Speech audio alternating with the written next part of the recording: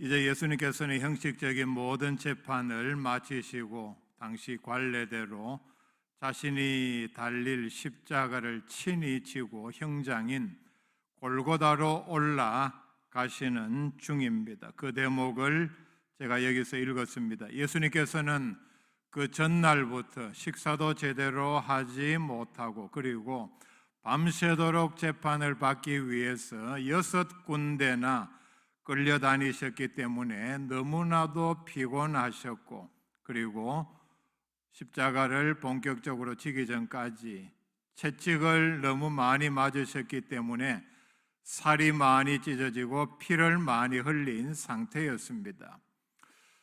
이 당시 죄수들이 지고 가서 그리고 못 박힌 십자가는 대체로 무게가 120kg 정도로 추산을 합니다.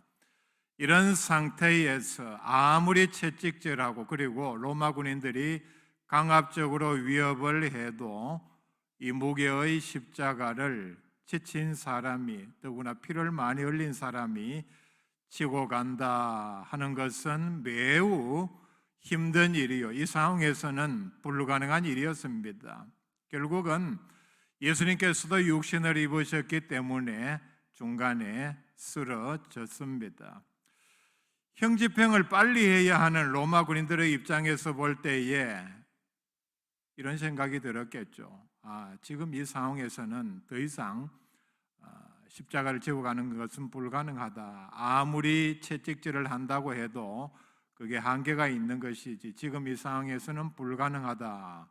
중간에 탈진해서 피를 흘려서 죽을지 모른다, 충격 때문에. 그래서 이미 더 이상 예수님께서 십자가를 지고 갈 수 없다는 사실을 알고 마침 그 자리에 멀리 21절 말씀에 보면은 구레네에서 유월절을 지키기 위해서 올라온 지나가는 유대인 시몬을 잡아다가 예수님의 십자가를 대신 지웠습니다. 구레네 시몬의 입장에서는 전혀 뜻하지 않는 사건이지만은 오늘 우리에게는 많은 교훈을 줍니다. 이 사건은 금요일 아침 일찍 일어난 사건입니다. 불과 몇 분 전까지만 해도 시몬이 예수님의 십자가를 대신 질 것이라고는 어느 누구도 생각하지 못했을 것입니다. 구레네라는 이 지역은 지금 북아프리카 연안에 있는 리비아의 수도 트리폴리 근처입니다. 지금 여기서 지금 거리로 2500km나 먼 거리에서 유월절을 지키기 위해서 예루살렘에 올라왔다가 마침 예수님께서 십자가를 지고 가는 모습을 구경하기 위해서 따라가는 중이었거나 그 자리에 있었거나 아니면은 다른 방향으로 가다가 우연히 마주친 것에 불과합니다. 마침 그 자리에서 예수님께서는 더 이상 십자가를 지고 갈 수 없는 상황이었고 로마 병사는 안 되겠다, 여기서 더 이상 이렇게 지체할 수 없으니까 다른 사람에게 십자가를 지워야 되겠다, 이렇게 생각하고 주위를 돌아보니까 마침 힘을 쓸 만한 사람이 있어서 그 사람을 이렇게 그 당시 관습대로 강제로 징발을 했는데 그 사람이 바로 구레네에서 온 시몬이었습니다. 시몬의 입장에서 보면은 정말 우연히 당한 사건입니다. 예수님이 누군지 무슨 죄를 지었는지 전혀 몰랐습니다.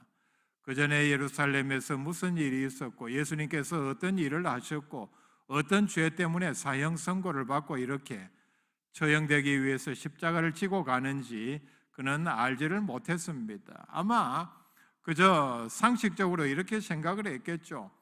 십자가 처형을 곧 당할 것을 보니까 매우 흉악한 범죄를 지었는가 보다. 그런데 흉악범 치고는 그렇게 저항하지 아니하고 얼굴도 보니까 참 순하게 생겼는데, 그러나 어쨌든 매우 그에게는 좋지 않은 일이었습니다. 아니, 내가 무슨 잘못을 해서 오늘 이렇게 이런 덤터기를 쓰게 되었는가, 아마 그렇게 생각을 했을 것입니다. 시몬의 입장에서 보면 뜻하지 않게 매우 우연하게 일어난 일이었지만은 하나님의 입장에서 보면은 한치의 오차도 없이 하나님의 예정 가운데 일어난 사건입니다. 뒤에 나오는 일들을 보면은 바로 하나님께서 이 시몬을 들어쓰기 위해서 이렇게 이 자리를 예정하시고 십자가를 지게 하신 것입니다. 시몬이 이렇게 진 십자가는 뜻하지 않게 그리고 매우 우연적으로 이렇게 졌지만은 우리에게 교훈을 줍니다. 첫째는 억지로 진 십자가였습니다. 21절에 분명히 말씀을 합니다. 그들이 그를 억지로 같이 가게 하여 예수의 십자가를 지우고 말씀을 합니다. 강제로 힘을 쓸만하니까 로마 군인들이 눈에 띄었고 그리고 끌고 와서 십자가를 지웠습니다. 지금 같으면은 상상도 할 수 없는 일이지만은 그때는 사람이든 짐승이든 어떤 도구든 어떤 시설이든 무엇이든지 정부가 원하면은 필요에 따라서 얼마든지 이렇게 징발할 수 있는 때였습니다. 강제로 끌고 와서 십자가를 지웠다는 말이 바로 이런 뜻입니다. 다시 시몬의 입장으로 돌아가 봅시다.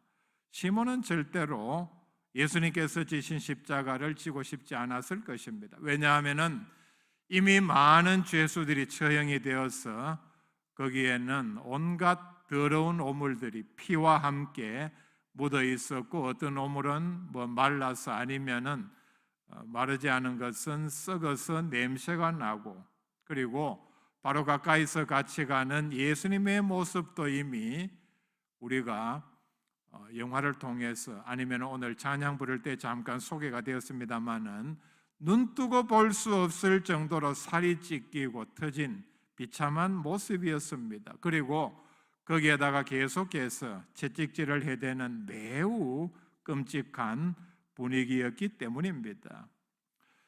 시몬은 이전에 예수님을 본 적도 없었습니다. 십자가를 대신 져야 할 이유가 전혀 없다는 얘기입니다. 십자가를 대신 진 것은 자신의 뜻과는 정반대였습니다. 상상도 못한 일이었습니다. 정말 뜻하지 않은 일이었고 자기 힘으로 할 수만 있었다면 지지 않으려고 했을 것입니다. 모든 사람들이 다 그렇게 생각을 했을 것입니다. 십자가의 의미가 뭡니까? 오늘 우리에게 주는 교훈을 깨달을 수 있기를 바랍니다. 하나님의 일은 내가 하고 싶다고 하고 하기 싫으면 얼마든지 내팽개칠 수 있는 성격이 아닙니다. 우리는 십자가를 피할 수 없는 사람들입니다. 억지로라도 대신 지고 갈 수만 있다면 그것이 바로 나를 향한 하나님의 뜻이요 그리고 그 자체가 복입니다.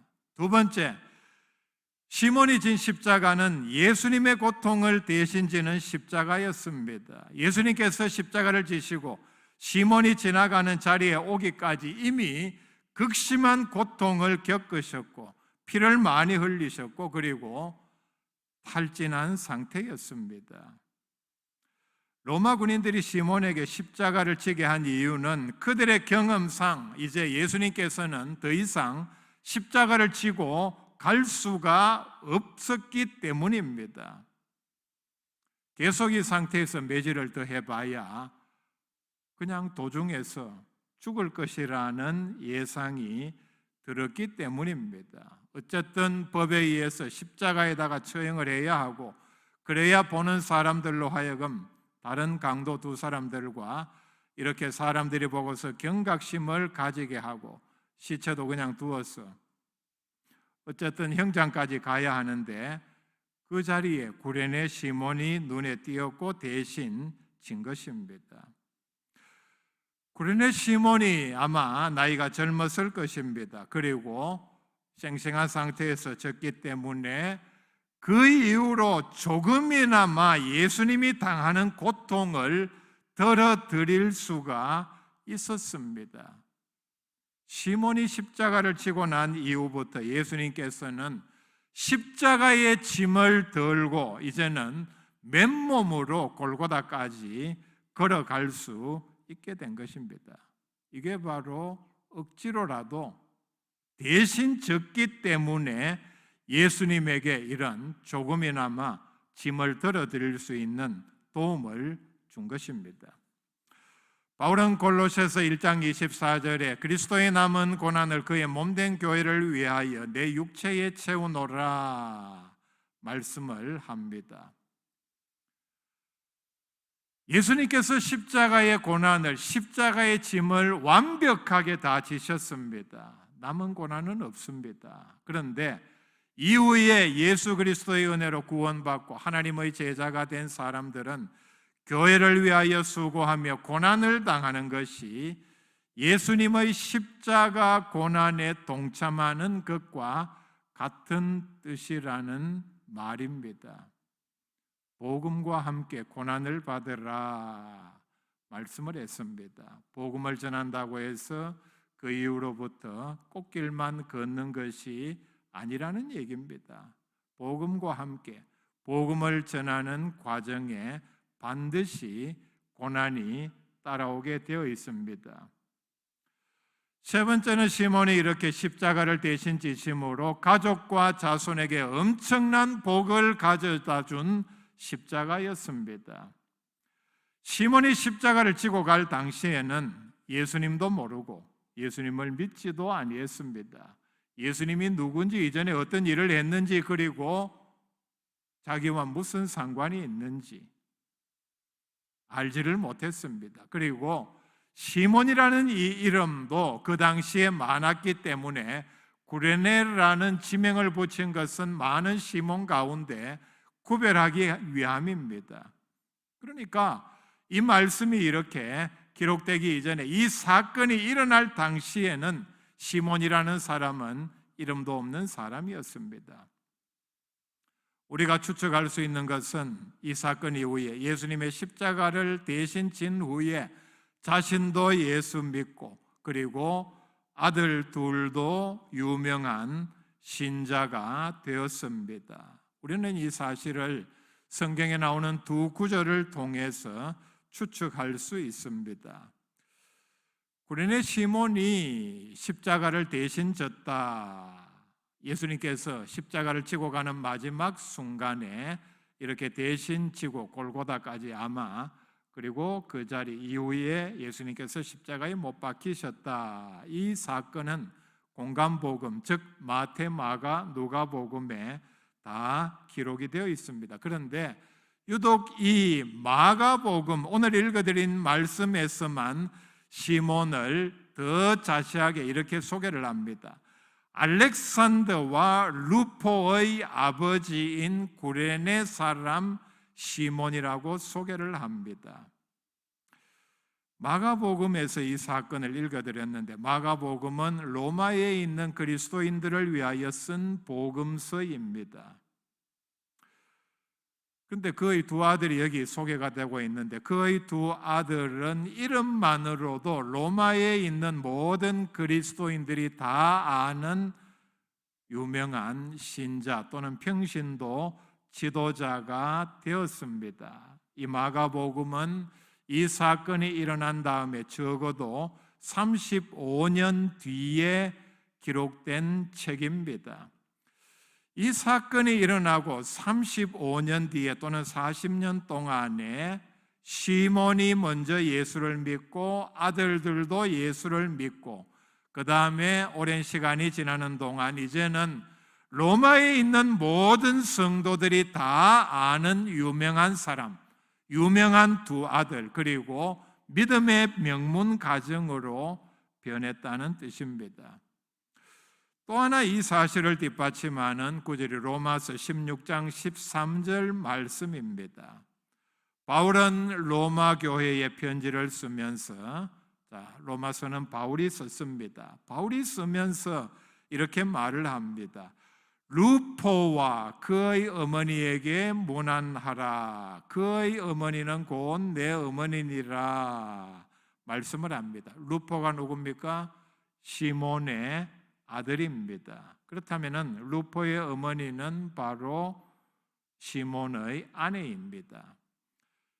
아버지 시몬, 아들 루포, 그리고 그의 어머니 또는 시몬의 아내, 이 세 사람은 바울이 로마에 있는 그리스도인들에게 보낸 편지에서 이렇게 이름을 거명할 정도로 유명해진 두드러진 사람이 되었습니다.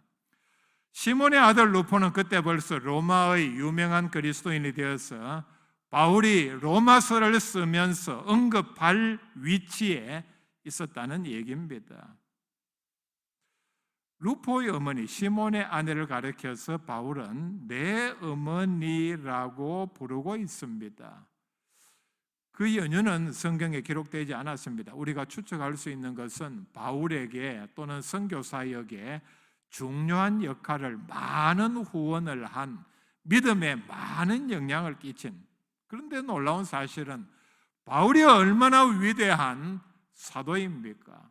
하늘로 끌려 올라가서 예수 그리스도로부터 사람이 가히 설명할 수 없는 말씀을 직접 들은 위대한 사도임에도 불구하고 이 사도에게 시몬의 아내는 많은 영향을 끼쳐서 자기 스스로 회고하면서 그 어머니는 곧 내 어머니라 할 정도로 엄청난 영향력을 끼친 믿음의 사람으로 이제 변화가 되었다 말씀을 합니다. 시몬이 로마서에서 이 문안에서 빠진 것은 아마 죽었기 때문이라 우리가 추측할 수 있습니다. 시간이 많이 지났고 또 남자들이 이렇게 일반적으로 그 당시에는 많이 먼저 죽었기 때문에 그렇다고 볼 수가 있겠죠. 시몬이 십자가를 진 시간은 불과 1시간 정도로 우리가 추측을 합니다. 성지순례 가면은 예루살렘에 예수님께서 십자가를 지고 가신 길이 이렇게 표시가 되어 있고 예수님께서 지쳐 쓰러진 자리가 그대로 몇 번째 쓰러진 자리 이렇게 표기가 되어 있다고 하는데 몇 번째 자리에서 쓰러지셨고 그리고 거기에서 시몬에게 십자가를 지웠다 이렇게 알려져 있습니다.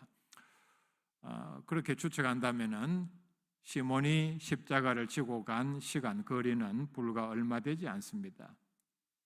우연히 억지로 잠시 진 십자가였지만은 그와 그 가족, 자녀들에게 엄청난 복을 가져다 주었습니다. 성경에 그의 이름 그리고 그의 가족이 영원히 기록되는 복과 영광을 누리고 있습니다. 우리가 이걸 보면은 특별히 우리가 다 부모가 되지 않습니까? 자녀를 키우고 그리고 손자, 손녀를 보면서 떠오르는 생각이 뭡니까? 내가 한 믿음 생활이 그리고 믿음 생활은 사실 많은 충성과 헌신으로 이어지는데 무심코 한 생각이라 할지라도 시몬이 그런 생각했겠습니까? 이게 예수님 지신 십자가고 예수님께서 인류를 대속하시기 위해서 지금 십자가를 지고 골고다로 가시는데 내가 여기서 잠시 져드리면은 내가 어떤 복을 받지 않겠나, 내 이름이 성경에 기록되지 않겠나 전혀 생각지 못했습니다.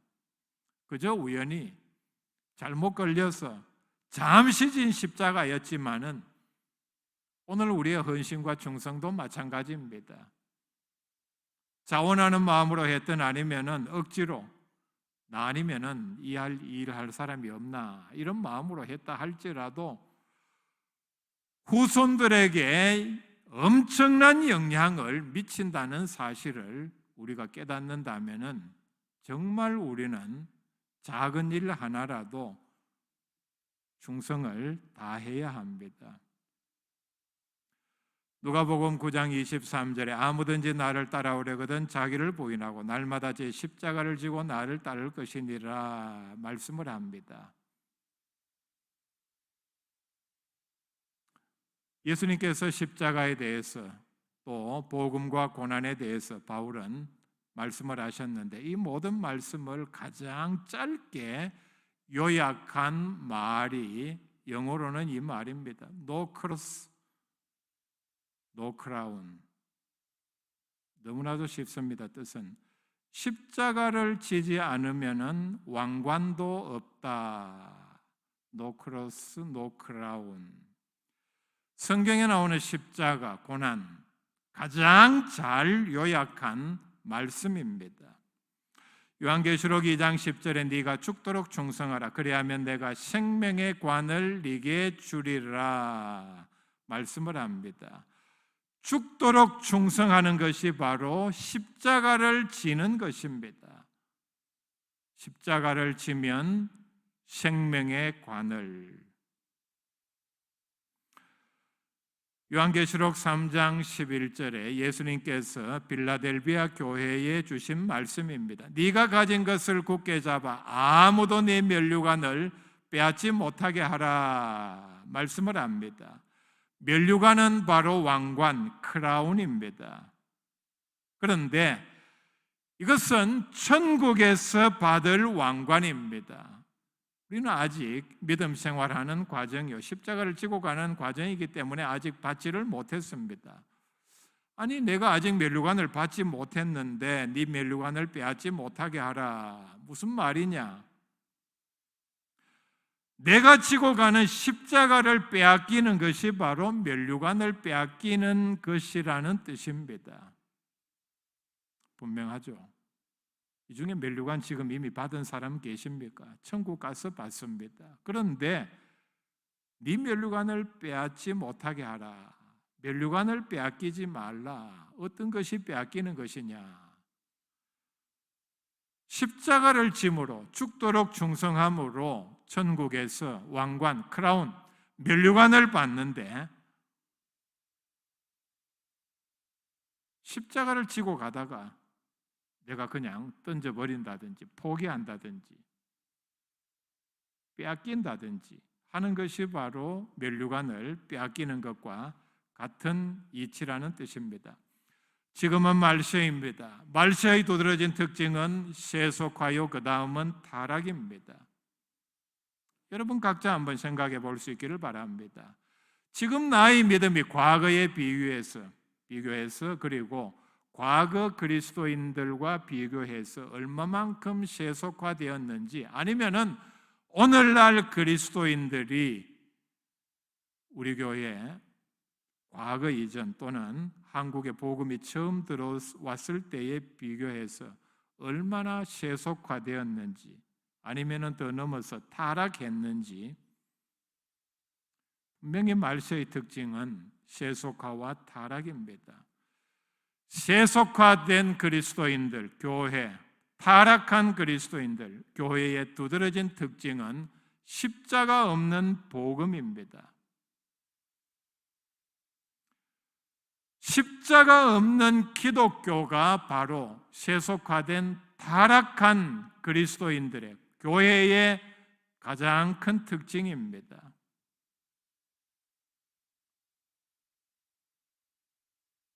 말씀들은 많이 전해지지만은 십자가 없는 복음이 듣는 사람의 귀를 솔깃하게 하고, 듣기 싫다고 해서 십자가에 대해서 더불어 회개에 대해서는 별로 말하지 않는 시대가 바로 세속화된, 더 넘어가면은 타락한 시대의 가장 큰 특징입니다.